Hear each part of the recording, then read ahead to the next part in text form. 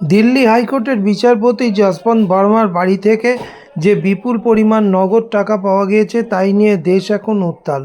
প্রশ্ন হচ্ছে, এই টাকা উদ্ধারের ঘটনা আদৌ কি সত্য, নাকি এই বিচারপতির বিরুদ্ধে এক গভীর ষড়যন্ত্র? যদিও এ নিয়ে সংবাদ মাধ্যমে বিভিন্ন মত প্রকাশ পাওয়া গেছে। ঘটনা হলো, গত 14ই মার্চ অভিযুক্ত বিচারপতি যশবন্ত ভার্মার বাড়িতে আগুন লাগে। যদিও সেই সময় তিনি বাড়িতে ছিলেন না। এরপর দমকল কর্মীরা সেই আগুন নেভাতে এলে তারা বাড়ির একটি ঘর থেকে বিপুল পরিমাণ টাকার হদিশ পায়, যার অনেকটাই আবার আগুনে ঝলসে গেছে। এরপর তারা বিষয়টি পুলিশকে জানায়, কিন্তু কোনো অজানা কারণে পুলিশ কোনো এফআইআর করেনি। যেখানে পরের দিন এ বিষয়ে দিল্লি হাইকোর্টের প্রধান বিচারপতি বিষয়টি মহামান্য সুপ্রিম কোর্টের বিচারপতিকে জানালে তিনি অভিযুক্ত বিচারপতিকে এলাহাবাদ হাইকোর্টে বদলি করেন। কিন্তু দুঃখের বিষয়, বিপুল টাকার কিনারা করতে কোনো তদন্তকারী সংস্থাকেই দায়িত্ব দেওয়া হয়নি। ফলে এই নিয়ে জনমানসে ব্যাপক ক্ষোভ উঠতে শুরু করে। প্রশ্ন ওঠে, এর আগে সিবিআই, ইডি যখন কোনো রাজনৈতিক দলের নেতার বাড়ি কিংবা তার ফ্ল্যাট থেকে টাকা উদ্ধার করেছে, তখন তাকে পাবলিক ডোমেনে আনা হয়েছে, যেখানে খোদ সিবিআই সেই বাজেয়াপ্ত টাকার ভিডিও সমাজ মাধ্যমে পোস্ট করে তা ভাইরাল করেছে। কিন্তু এক্ষেত্রে সেরকম কোনো কিছু তো দূর, উল্টে পুরো বিষয়টিকে চেপে যাওয়ার চেষ্টা করা হচ্ছে বলে অভিযোগ। বিষয়টি সামনে আসতেই দেশের বিচার ব্যবস্থা সম্পর্কে এক অবিশ্বাস, অনাস্থা প্রকাশ পেয়েছে বলা যায়। যেখানে ট্রামে বাসে সর্বত্র সাধারণ মানুষের একটাই জিজ্ঞাসা, যদি বিচারপতিরা এরকম দুর্নীতির সাথে যুক্ত থাকেন তাহলে মানুষ যাবে কোথায়? যেখানে গণতন্ত্রের প্রধান স্তম্ভ যদি কালিমালিপ্ত হয়, তাহলে দেশের বিচার ব্যবস্থার উপর থেকে সমস্ত বিশ্বাস উঠে যাবে, যা ভবিষ্যতে বন্দুকের নলি ক্ষমতার উৎস। এই বিচারধারায় মানুষ আকৃষ্ট হবে। এ বিষয়ে আরও যেটা বলার, তাহলে এই মুহূর্তে আমাদের দেশে প্রায় 5 কোটি মামলা ঝুলে আছে, যার নিষ্পত্তি করতে প্রায় 100 বছর লেগে যাবে। যেখানে শুধু সুপ্রিম কোর্টেই 80,000 মামলা ঝুলে, দেশের বিভিন্ন হাইকোর্টে 60 লক্ষ মামলা ঝুলে এবং নিম্ন আদালতে 4,4,00,000 মামলা ঝুলে আছে, যার দ্রুত নিষ্পত্তি চেয়ে অনেকেই আদালতে এসে ঘুষ দেন বা দিতে বাধ্য হন। এই প্রশ্নে সাধারণ মানুষ থেকে আইনজীবীরা কি বলছেন, দেখুন। সম্প্রতি দিল্লি হাইকোর্টের একজন বিচারপতির বাড়িতে আগুন লাগার পর সেখান থেকে কোটি কোটি টাকা উদ্ধার হয়েছে এবং বেশিরভাগ টাকাটাই আগুনে ঝলসে গেছে। এরকম ঘটনায় সারা ভারত জুড়ে একটা চাঞ্চল্য সৃষ্টি হয়েছে এবং একটা বিচার ব্যবস্থার উপরে একটা প্রশ্নচিহ্ন মানে দাঁড়িয়ে গেছে। সেটা হচ্ছে যে, একজন বিচারপতির ঘর থেকে যদি এইভাবে টাকা উদ্ধার হয়, তাহলে ভারতবর্ষের বিচার ব্যবস্থা আজকে ঠিক কোন জায়গায় দাঁড়িয়ে আছে? যেখানে লাখো লাখো মানুষ তারা প্রতিদিন কোর্টে যাচ্ছে, কিন্তু অনেকেরই দেখা যাচ্ছে বছরের পর বছর কেটে গেলেও তার মামলা উঠছে না এবং পুরো বিষয়টার মধ্যে কোথাও একটা দুর্নীতির বিষয় রয়েছে। আপনি দীর্ঘদিন ধরেই এই বিভিন্ন বিষয়ে মন্তব্য করেন এবং লেখালেখি করেন। সেই জায়গায় দাঁড়িয়ে একজন সাধারণ মানুষ হিসেবে কি বক্তব্য? দেখুন, একটা কথা বলি, সমাজটা আজকে যে পচন ধরেছে আজকের নয়, অনেকদিন আগে থেকে পচন ধরেছে। পায়ের পা থেকে আস্তে আস্তে ধীরে ধীরে পুরো মাথা পর্যন্ত পচন ধরেছে।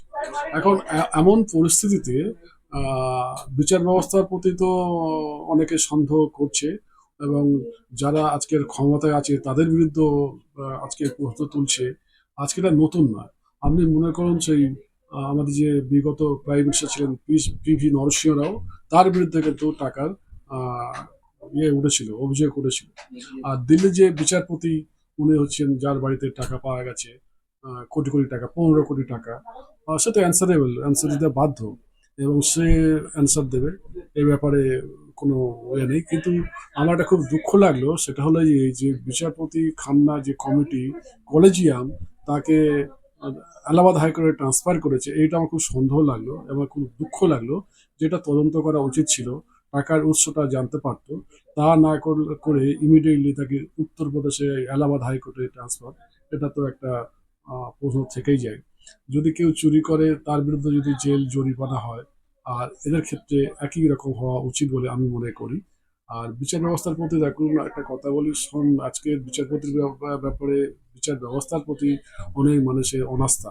কেন অনাস্থা? দেখুন, আপনার ডিএ মামলা বলুন, আরজি করের মামলা বলুন, বিভিন্ন মামলা দেখবেন পেন্ডিং হয়, কোনো ডিসপোজ হয় না। আর একটা সোজা কথা বলা ঠিক হবে কিনা জানি না, কতটুকু ঠিক হবে। তবে এটা বলি আজকের বিচার ব্যবস্থা রাজনীতির রং লেগে গেছে, যার ফলে বিচার ব্যবস্থায় রাজনীতির রং লাগলে যা হয় দুর্নীতি হয়, তেমন দুর্নীতি তো হচ্ছে। তো আমি মনে করি যে সুপ্রিম কোর্ট দ্রুত এই সমস্ত ব্যাপারে পদক্ষেপ নেবে এবং তদন্ত করবে, এবং এবং একদমই তাকে যদি দেখা যায় যে সত্যি সত্যি টাকার উৎস বলতে পারছে না, তাহলে সেরকম ভাবে কঠোর থেকে কঠোর পানিশমেন্ট হওয়া উচিত, এবং নোটিশ স্থাপন করা উচিত যে বিচার ব্যবস্থা সঙ্গে থেকে এরকম আবার যদি দুর্নীতির সঙ্গে জড়িয়ে পড়ে। আমি একটা মানে উদাহরণ দিই। জাস্টিস সম্ভবত উমেশ ব্যানার্জি, না ভগবতী প্রসাদ ব্যানার্জি, যখন হাউজিং কেলেঙ্কারিতে আটকে ছিলেন, উনি নাকি যখন হাউজিং এর মামলাগুলো করতেন ওই সময় উনি গভর্নমেন্ট থেকে একটা বাড়ি পেয়েছিলেন, যার ফলে সুপ্রিম কোর্ট তাকে কি করেছিল, সেই বাড়িটা পরবর্তীকালে দিতে বলেছিলেন, এবং যখন মামলা যখন করেন সেই বাড়িটা কিন্তু তার কাছ থেকে নেওয়া হয়েছিল। জাস্টিস ভগবতী প্রসাদ ব্যানার্জি। অতএব সুপ্রিম কোর্ট তখন বলেছিল যে না, বিচার ব্যবস্থা থেকে কেউ যদি দুর্নীতি জড়িয়ে পড়ে তার শাস্তি এরকম হওয়া উচিত। তাহলে যদি উমেশ ব্যানার্জি এবং ভগবতী প্রসাদ ব্যানার্জির ক্ষেত্রে যদি হয়ে থাকে, তাহলে এক্ষেত্রে একই নজির স্থাপন করবে, এটা আমরা বলতে পারি। কারণ যারা এরকম জায়গা থেকে যারা এরকম দুর্নীতি থেকে জড়িয়ে পড়ছে, সমাজের কাছে কেন সারা বিশ্বের কাছে একটা বাজে মেসেজ যাবে। এবং এটা দুর্ভাগ্য যে দিল্লির হাইকোর্টের সিনিয়র জাজের বাড়ি থেকে এতগুলো টাকা পাওয়া গেছে। তো নর্মালি তাকে উত্তর দিতে হবে, এবং কলেজিয়াম করে যে দ্রুত তাকে ট্রান্সফার করেছে এটা জনগণ ভালো চোখে দেখেনি।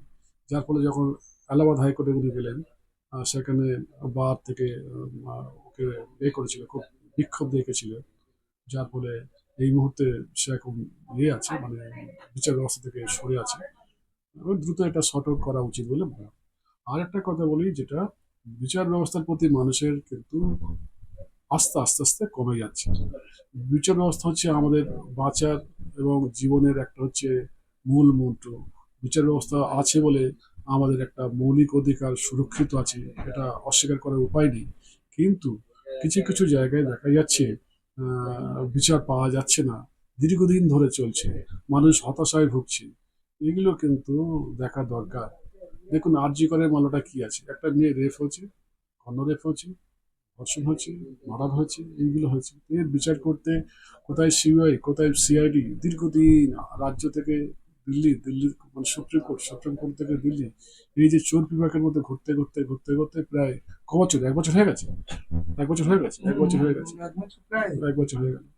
আমরা ডিএ মামলা দেখুন, এ কোর্ট ল্যাড থেকে হাইকোর্ট, হাইকোর্ট থেকে স্যাট থেকে হাইকোর্ট, হাইকোর্ট থেকে সুপ্রিম কোর্ট থেকে হাইকোর্ট, এরকম ভাবে ঘুরছে যেন লাট্টুর মতো ঘুরে ঘুরে যাচ্ছে, থামছে না। এখন এরকম ব্যবস্থা হলে তাহলে তো বিচার ব্যবস্থার প্রতি মানুষের একটু আস্থা তো কমবে।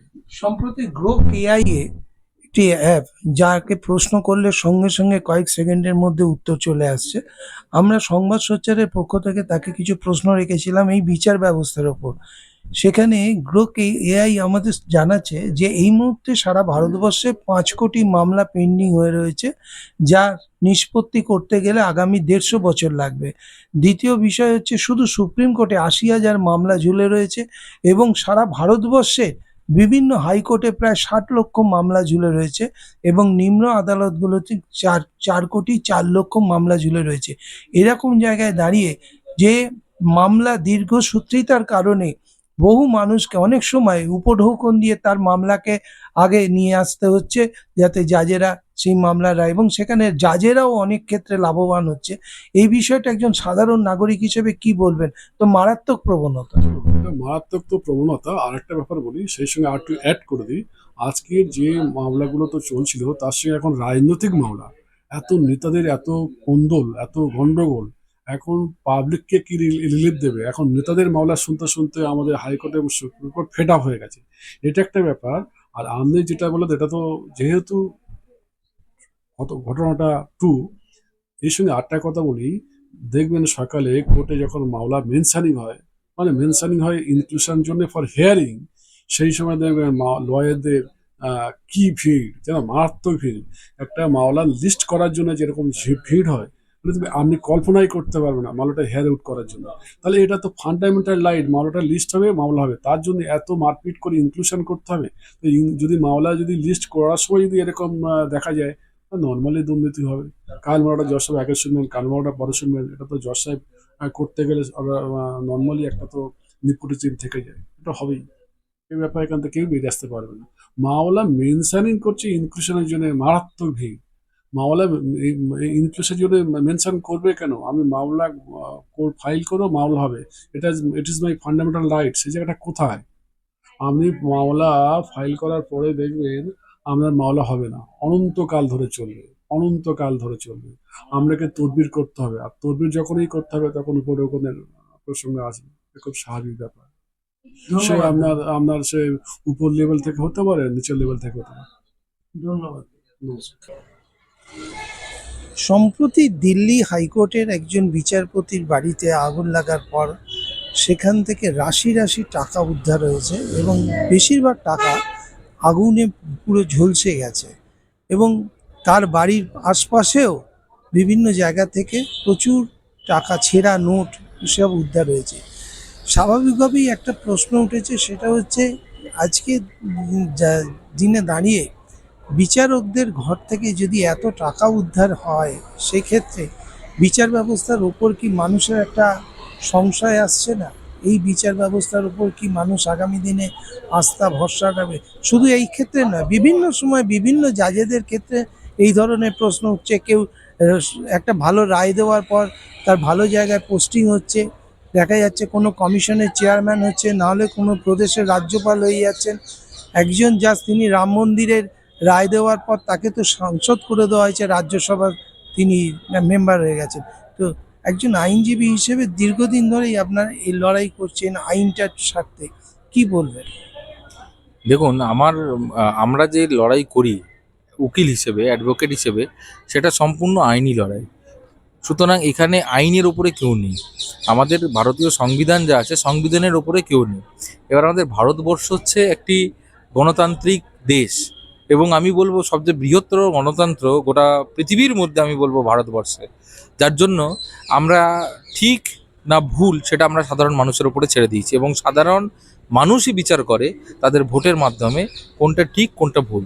এবার আপনি বলছেন যে বিচারপতির কাছে টাকা পাওয়া গেছে বা কোনো বিচারপতি ট্রান্সফার হচ্ছে বা কিছু। দেখুন, এখন ব্যাপারটা হচ্ছে যে একটা জিনিস হয় কোইন্সিডেন্স, আর একটা জিনিস হয় রিলেট করা বা কানেক্ট করা।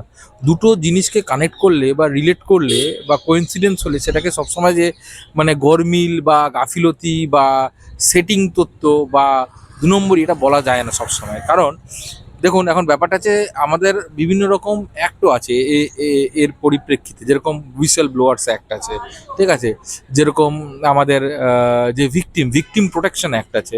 সুতরাং আমাদের দেশে যে লোকটি ওই who will bell the cat, বিড়ালের গলায় ঘন্টিটি কে পড়াবে, এখন ব্যাপারটা হচ্ছে আমরা সবাই ভয় পাই, সাধারণ লোক ভয় পাই।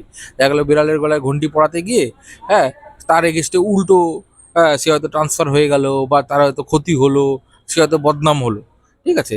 এবার কার ঘরে টাকা পাওয়া যাচ্ছে আর কার ঘরে টাকা পাওয়া যাচ্ছে না, সেটা হচ্ছে একটা ফ্যাকচুয়াল অ্যাসপেক্ট। এবার কারুর ঘরে কিছু পাওয়া গেলে সে যে যে দোষী হয় সেটা কিন্তু সবসময় নয়, কারণ আমাদের ক্রিমিনাল জাস্টিস সিস্টেমে until and unless it is proved the accused is innocent, say convicted নয়। হ্যাঁ, এবার আপনি বলবেন যে সাধারণ মানুষের ঘরে যদি এই সমস্ত জিনিসপত্র পাওয়া যেত, তাহলে কি সাধারণ মানুষের এগেনস্টে এফআইআর টানা হতো না?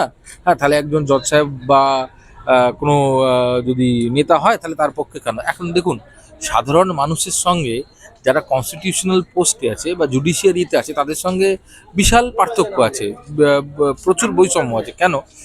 সাধারণ মানুষ কিন্তু প্রতিদিন এই বিভিন্ন সাংবিধানিক যে চ্যালেঞ্জ বা এই বিভিন্ন যেগুলো মানে অ্যাডমিনিস্ট্রেটিভ চ্যালেঞ্জ তার মুখে কিন্তু পড়ে না, যেটা পড়ে কিন্তু একটা জাজ, যেটা পড়ে আপনাদের একটা কোর্টের জাস্টিস সিস্টেম। সাধারণ মানুষকে ডেলি এগুলো ডিল করতে হয় না। তো সুতরাং এখন কার জন্য কি হচ্ছে সেটা বলা খুব মুশকিল। যতক্ষণ না ট্রায়ালে যাচ্ছে, যতক্ষণ না ট্রায়াল কনক্লুড হচ্ছে, ততক্ষণ বলা খুব মুশকিল যে এই যে জজ সাহেব আছেন ইনি আদৌ দোষী না দোষী নন, এটা হচ্ছে ম্যাটার অফ ট্রায়াল। ট্রায়াল না হলে কি করে হতেই পারে কোনো কনস্পিরেসি? কারণ এটাও তো একটা অদ্ভুত ব্যাপার, একজন ভদ্রলোক, তিনি তো মানুষ, বাট তিনি যে জাজ হয়েছেন তিনি তো ওভারনাইট জাজ হননি। তিনি দীর্ঘদিন হয় অ্যাডভোকেট ছিলেন বা কোনো ডিস্ট্রিক্ট কোর্টের জাজ ছিলেন, দীর্ঘদিন তার এক্সপিরিয়েন্স রয়েছে, তারপরে তিনি জাজ হয়েছেন হাইকোর্টের। তা তিনি এতটাই বোকা হবেন যে তার ঘরের ভেতরে সারি সারি টাকা থাকে থাকে রেখে দেবেন, সেই ঘরে আগুন লেগে যাবে, তারপরে সেখানে তাকে ফোন করা হবে যে আপনি আসুন, হ্যাঁ এসে দেখুন বা দরজাটা খুলে দিন, সে বলবে যে না আমার এত সময় নেই, ফলে সেই ঘর ভাঙা হবে এবং ভাঙার পরে সেখানে রাশি রাশি পোড়া টাকা। তাহলে আমি এই জিনিসগুলোকে একে একে দুই মেলাতে পারছি না, মানে আমি পার্সোনালি মেলাতে পারছি না। আমি জানি না কোনটা ঠিক কোনটা ভুল। এটা কনস্পিরেসি থিওরি হতে পারে, এটা অন্য কিছু হতে পারে, বাট পুরো জিনিসটাই একটা এনকোয়ারির ভেতর দিয়ে হবে, কারণ এনকোয়ারি ছাড়া কিন্তু এনকোয়ারির তো কোনো ব্যাপার নেই এখানে, যেখানে ইডি সিবিআই বিভিন্ন সময় তারা যে বিভিন্ন বিষয়ে যারা এনকোয়ারি করছে অতি সক্রিয়তা দেখাচ্ছে, সেক্ষেত্রে এখানে তো ইডি সিবিআই তাদের কারোকেই ডাকা হয়নি। দেখুন একটা ব্যাপার বুঝতে হবে। এখন আপনি, আমি বুঝতে পারছি আপনি কি বলতে চাইছেন। আপনি বলতে চাইছেন যে যেখানে আমাদের নেতা মন্ত্রীরা জেলে ঢুকে গেল বা তাদের এগেস্টে এফআইআর হলো, সেখানে এনার এগেস্টে কেন হবে না, তাই তো? এটা কখনোই সম্ভব নয়। কেন বলছি? কারণ বিভিন্ন জাজমেন্ট আছে, আমাদের প্রেসিডেন্টও আছে, যেখানে পরিষ্কারভাবে বলে দেওয়া আছে সুপ্রিম কোর্টে যে জাজ যিনি আছেন হাইকোর্টের, জাজ is also a public officer. আর জাজ ইজ অলসো পাবলিক অফিসার, তিনি কোনো ব্যতিক্রম নন। সুতরাং আপনি যদি মনে করেন যে জজ মানে তিনি একদম ইলেক্টেড বা সিলেক্টেড, এরকম কোনো ব্যাপার নাই। He also holds A office and he is also public officer. এবার যেহেতু পাবলিক অফিসার, যে কোনো পাবলিক অফিসের, গভর্নমেন্ট হোক বা যেখানেই হোক, ইউজুয়ালি গভর্নমেন্ট অফিসে, তখন সেকশন 80 একটা অ্যাপ্লিকেবিলিটি হয়। মানে আপনাকে একটা নোটিশ দিতে হবে, জানাতে হবে, একটা ইন্টারনাল এনকোয়ারি ডিসিপ্লিনারি প্রসিডিং চালু হবে, এবং যদি সেই ইন্টারনাল যে এনকোয়ারি, সেখানে যদি কিছু পাওয়া যায়, তখন তার এগেনস্টে এফআইআর করা হবে। এটা হচ্ছে প্রসেস অফ ল, এটার বাইরে তো কিছু নেই। তো সুতরাং তাই হচ্ছে।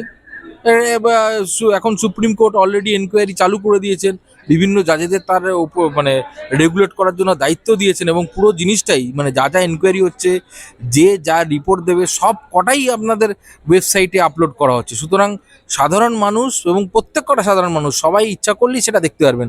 লুকোচুরির কোনো জায়গায় নেই এখানে। সুতরাং এভরিথিং ইজ ফেয়ার। এবার আপনার যদি পুরো জিনিসটা দেখে মনে হলো যে না এই জিনিসটা ভুল, এই জিনিসটা ঠিক, তাহলে সে মতো পানিশমেন্ট হবে, তার ইমপিচমেন্ট হবে। যাই যেরকমভাবে ইমপিচমেন্ট হয় সেরকমভাবে ইমপিচমেন্ট হবে। জাজ তো আর সাধারণ মানুষের ব্যতিক্রম নয়। ব্রিটিশরা বলতো ইয়োর লর্ডশিপ, আমরাও সেটা ক্যারি করি, রেসপেক্টফুলি ক্যারি করি, কারণ উই থিঙ্ক দ্যাট সামওয়ান, আমরা মনে করি যে বসে আছে ওই চেয়ারে তিনি ভগবান সমতুল্য বিচার করবেন। কিন্তু তার মানে এটা নয় একটা রক্ত মাংসের মানুষ সে সব কিছু থেকে আলাদা হবে।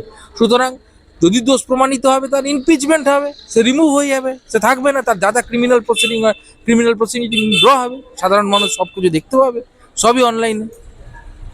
একটা বিষয় একটু অন্যরকম ভাবে, সেটা হচ্ছে যে এই মুহূর্তে গ্রোক এআই যা পৃথিবীতে একটা বিশাল রকম শোর মাচিয়ে দিয়েছে, যেখানে বলা হচ্ছে আপনি যে কোনো প্রশ্ন গ্রোক কয়েক সেকেন্ডের মধ্যে উত্তর দিচ্ছে।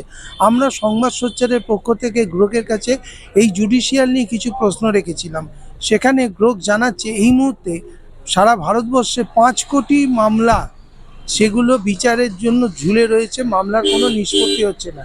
এবং শুধু সুপ্রিম কোর্টে 80,000 মামলা ঝুলে রয়েছে, এবং সারা ভারতবর্ষের বিভিন্ন হাইকোর্টে প্রায় 60 লক্ষ মামলা ঝুলে রয়েছে, এবং নিম্ন আদালতগুলোতে 4 লক্ষ মামলা ঝুলে রয়েছে।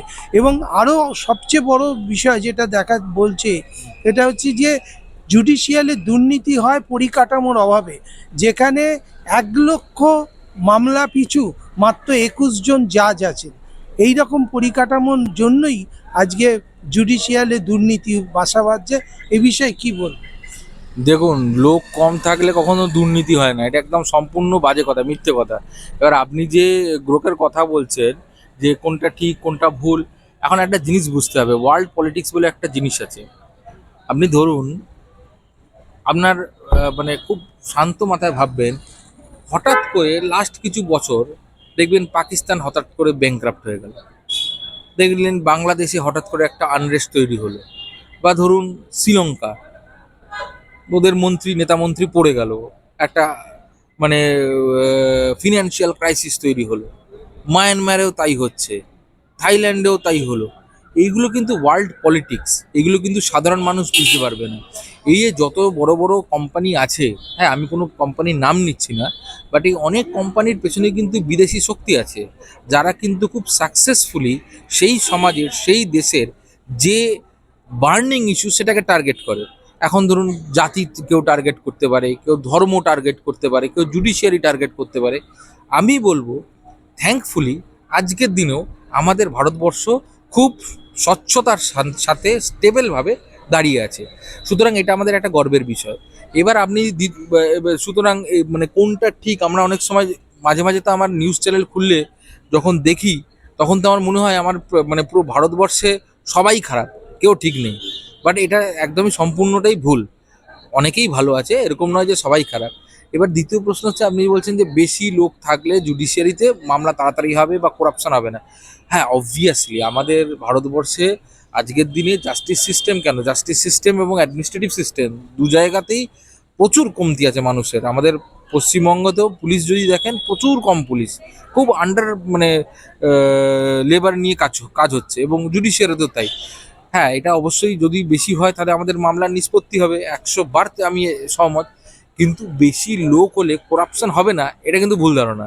আজ থেকে ধরুন 50-60 বছর আগে যে করাপশন হতো, আজকের দিনে যে করাপশন হয়, দুটোর মধ্যে কিন্তু আকাশ পাতাল তফাৎ। এবার তফাৎটা কেন সেটা বুঝতে হবে। তফাৎটার কারণ হচ্ছে আমাদের সামাজিক তফাৎ। সামাজিক তফাৎ কেন? তার কারণ হচ্ছে আমাদের বাপ মারা, আজকের দিনে যে বাবা মারা সেইভাবে তাদের বাচ্চাদের সেই ভ্যালুসগুলো শেখায়নি। যদি সমাজে শিক্ষা যদি সঠিক হয়, যদি প্রত্যেক কটা মানুষ তাদের সিদ্ধারা যদি শক্ত হয়, সোজা হয়, তারা প্রতিবাদ করতে শিখবে। আপনি বলুন তো, আজকে আপনি একটা থানায় গিয়ে একটা এফআইআর করতে চাইছেন, আপনাকে ঘন্টার পর ঘন্টা দাঁড়িয়ে রাখতে একটা থানায়, হ্যাঁ? বা ধরুন আপনি একটা সরকারি অফিসে গেলেন কোনো একটা হয়তো লাইসেন্সের জন্য, আপনাকে পাশ থেকে একটা দালাল এসে বলল আমার থ্রু দিয়ে আপনি লাইসেন্সটা অ্যাপ্লাই করুন, তাহলে হয়ে যাবে। আপনি চলে গেলেন, হয়তো দেখা গেল এই 100 জনের মধ্যে একজন প্রতিবাদ করলো, সে হাইকোর্টে এলো। কারণ আপনারা 100 জন যারা যারা ওই মানুষরা গেছে, সবাই যদি ওইখানে দাঁড়িয়ে প্রতিবাদ করে, ক্ষমতা আছে সেই একটি লোকের পয়সা নেবার? নেই। তাহলে আমাদের সমাজকে এগিয়ে আসতে হবে। যে করাপশন করছে, যে লোকটা ঘুষ খাচ্ছে, যে পয়সা নিচ্ছে, সেও তো আমাদের মতনই লোক, মানুষ, আমাদের থেকেই উঠে এসছে। যদি আমাদের সমাজটা উন্নত হয়, যার জন্য রামকৃষ্ণ ঠাকুর বলে গেছিলেন লোক শিক্ষা। আমাদের এই ভারতবর্ষে আজকের দিনে যেটা সবচেয়ে বেশি অভাব, সেটা হচ্ছে লোক শিক্ষার অভাব। যদি লোক শিক্ষা হয়, যদি প্রত্যেক কটা মানুষ শিক্ষিত হয়, যদি প্রত্যেক কটা মানুষ ঠিক আর ভুল এর মধ্যে পার্থক্য বুঝতে পারে, তাহলে করাপশন আর হবে না, হওয়ার জায়গা নেই। কারণ যখনই কেউ করাপশন করবে, 10 জন গিয়ে সেখানে দাঁড়িয়ে প্রতিবাদ করবে। আপনার নাম? আমার নাম ডক্টর সিদ্ধার্থ গোস্বামী।